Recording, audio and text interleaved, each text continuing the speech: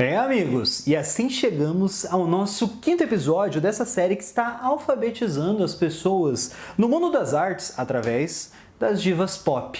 Aprendeu a história da arte com as divas pop. Galera, se você ainda não viu os episódios anteriores da nossa série, eu vou deixar marcada aqui a nossa playlist, onde já tem as 4 aulas que eu já dei antes, falando um pouquinho sobre divas, falando sobre o mundo pop e, obviamente, falando sobre história da arte. Na última aula, a gente falou sobre arte moderna. Eu amo arte moderna, mas eu entendo que as pessoas, às vezes, não conseguem associar diretamente aquela linguagem, compreender ela com clareza. Na nossa primeira aula, então, a gente já falou sobre cubismo, fauvismo e expressionismo. E nessa aula a gente vai se aprofundar no futurismo, no dadaísmo e no surrealismo. E se você tá vendo esse vídeo na semana do lançamento dele, fica ligado, porque a gente vai ter algumas lives aqui no canal se aprofundando nesse mundo das divas pop, deixando um pouquinho mais amplo o escopo do nosso curso e abrindo espaço para vocês tirarem dúvidas sobre os movimentos artísticos. Então se liga aí nas datas, eu vou deixar aqui marcado quando vão acontecer as lives aqui no mês de maio de 2020. E vamos começar com a nossa primeira diva, o futuro violento de Grimes.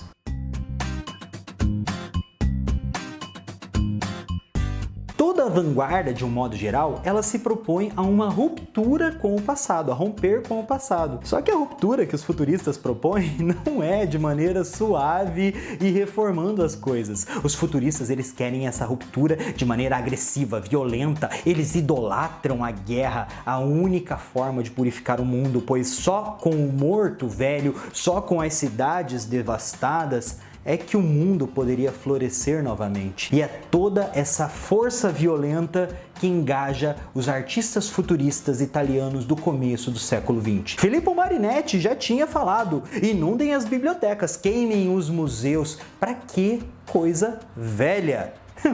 O quão Grimes é isso? Porque o trabalho de Grimes, gente, enquanto artista, ele é totalmente baseado nessa ideia de praticamente uma pós-humanidade. Ela rompe de maneira totalmente agressiva com esse mercado pop que a gente está acostumado. Ela é obsessiva, controladora, assim como os artistas futuristas são, porque Filippo Marinetti escreveu um tratado de como o artista futurista deveria agir para que a arte futurista ela tivesse uma uniformidade em sua construção, essa valorização do futuro, da máquina, da violência, tudo isso tá lá forte no trabalho dos futuristas e você tinha que seguir aquilo lá. E a Grimes, ela tem muito essa intencionalidade de controle nas mãos dela. Eu quero ser a cara do que estou construindo, eu quero ser a pessoa que constrói. Ninguém vai tomar o controle além de mim. E o trabalho de Grimes também é totalmente associado a uma ideia de tecnologia. Grimes começou o seu trabalho, gente, fazendo experimentações em computador com música eletrônica de maneira bem autodidata. Então essa associação de arte e tecnologia está muito forte na obra dela desde o começo até um experimentalismo mais próximo, no qual ela foi assumindo o papel de compositora, produtora e até mesmo fazendo as artes dos discos e dirigindo os próprios videoclipes. Então essa força controladora tá ali, tá presente, assim como estava lá nos futuristas. E assim como a Grimes tem letras que falam muito sobre violência, sobre morte, sobre um pós-humanismo, a gente também já vê isso no trabalho dos artistas futuristas, porque eles também viam a máquina como essa espécie de superação de uma humanidade.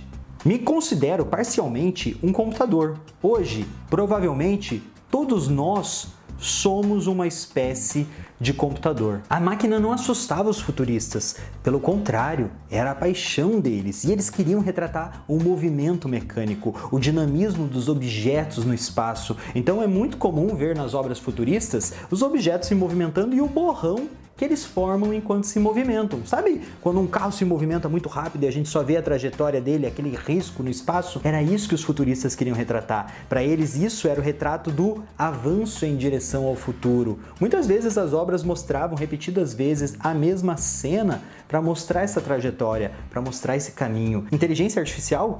Isso não assusta ela. Pelo contrário, ela mesmo fala que isso é uma ideia excitante, é uma ideia empolgante de fazer uma nova arte. Grimes, gente, é um foguete da Tesla sendo disparado em alta velocidade em direção a Marte. E não é a crítica de nenhum crítico de música conservador que vai interromper a trajetória dela. assim como não interromper as trajetórias dos futuristas no passado.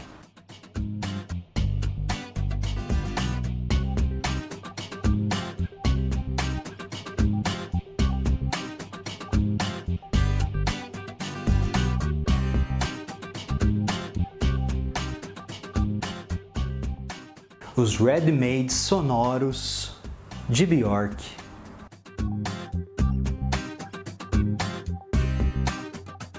O futurismo se propõe a essa ruptura agressiva com o passado, mas se a gente olha de perto, a arte futurista ela tem uma similaridade muito grande com o cubismo e até mesmo com o neoimpressionismo. Agora, quando a gente olha para o trabalho dadaísta, que tem uma ideia muito mais anárquica e desprovida de qualquer regra, é que a gente vê uma grande mudança dentro do universo da arte moderna. Porque os artistas dadaístas, eles abandonam simplesmente o jeito, o processo de fazer arte do jeito tradicional.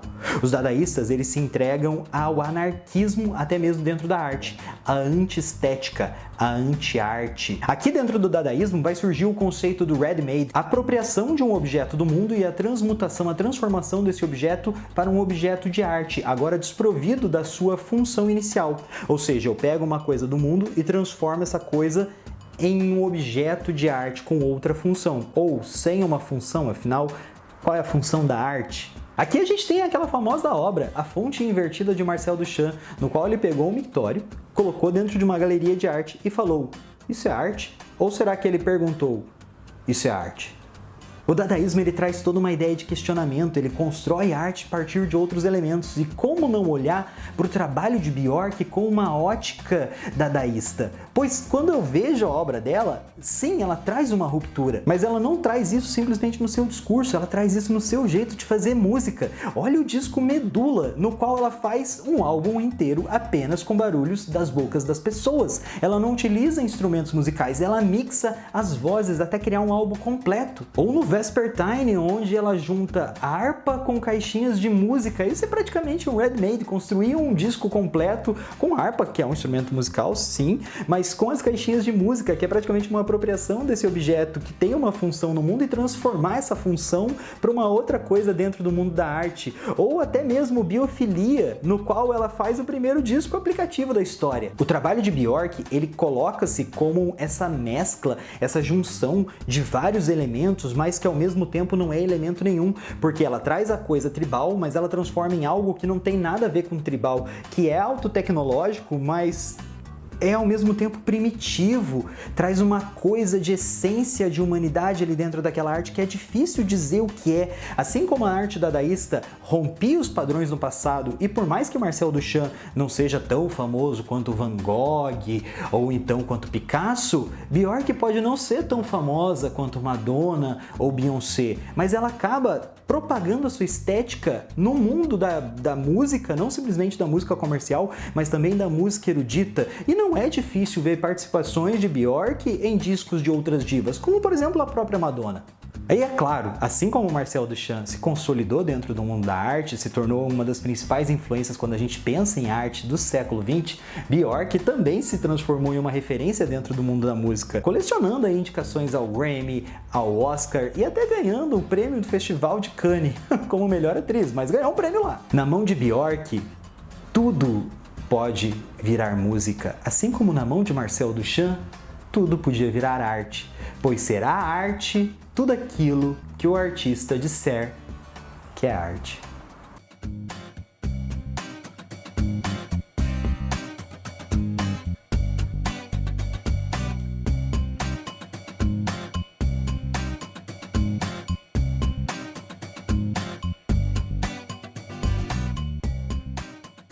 O eu surreal de RuPaul.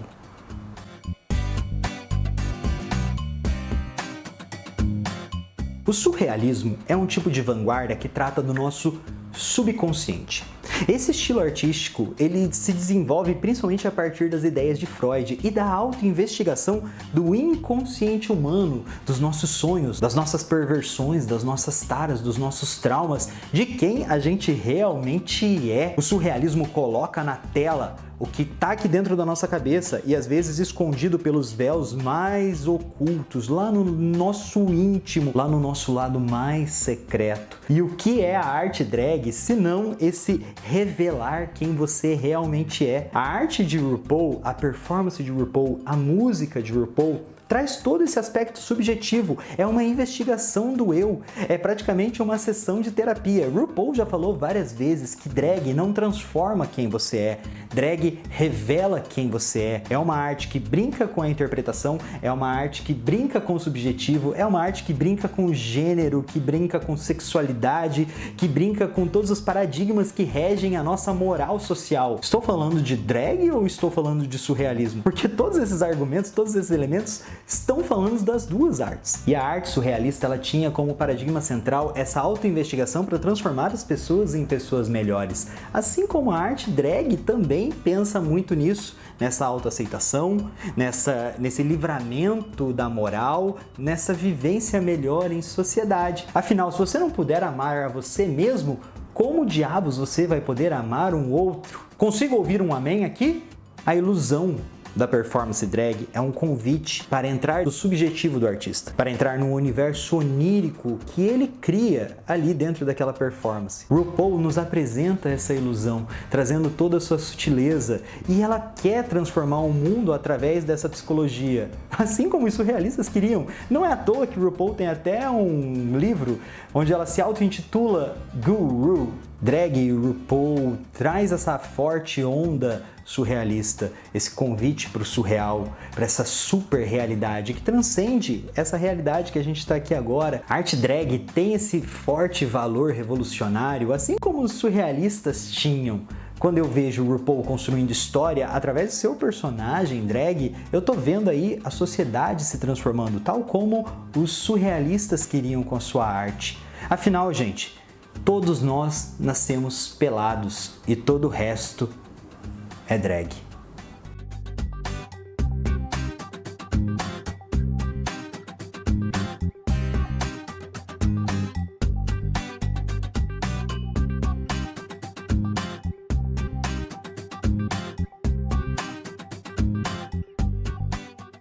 A aula de hoje foi um pouquinho densa. Me conta aí nos comentários se você conseguiu compreender todas as lições, se você entendeu aí os movimentos, que outras divas você associaria a esses 3 movimentos artísticos. Falamos hoje sobre a sua diva favorita?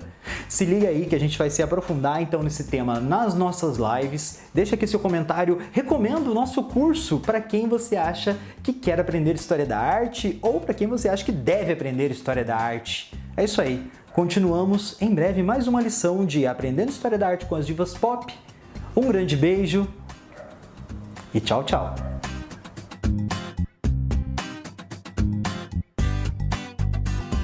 Não é à toa que os futuristas depois estavam associados ao fascismo e Grimes está aí, né? Com Elon Musk. Será que tem shade nesse comentário?